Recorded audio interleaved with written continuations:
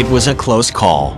Back in 2013, Pentagon Press Secretary George Little said that an Iranian Air Force F-4 Phantom combat plane attempted to intercept a U.S. MQ-1 Predator drone flying through international airspace near Iran.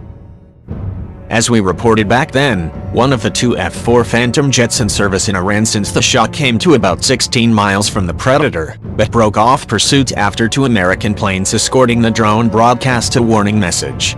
It was a close call.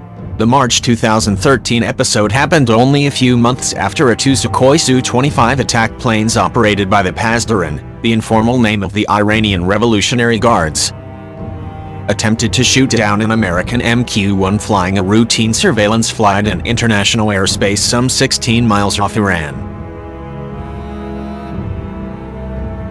After this attempted interception, the Pentagon decided to escort drones involved in reconnaissance missions with fighter jets.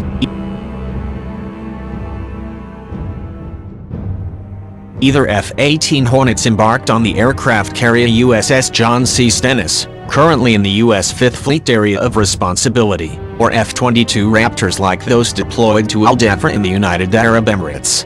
New details about the latest episode were recently disclosed by Air Force Chief of Staff General Mark Welsh at an annual conference of the Air Force Association. On September 17th, the general not only confirmed that the escorting fighters were F-22 stealth fighters but also said that he, the Raptor pilot, flew under their aircraft, the F-4s, to check out their weapons load without them knowing that he was there, and then pulled up on their left wing and then called them and said you really ought to go home if the episode went exactly as Welsh described it. It was something more similar to Maverick's close encounter with Russian MiG-28s and Top Gun than a standard interception. It would be interesting to know how the Raptors managed to remain in stealth. Did the pilots use radar? Were they vectored by an AWACS? Why didn't an E-2 providing airborne early warning in the area not broadcast the message to dissuade the F-4 from pursuing the drone before the Iranian Phantoms and the U.S. Raptors came close to a potentially dangerous intense situation?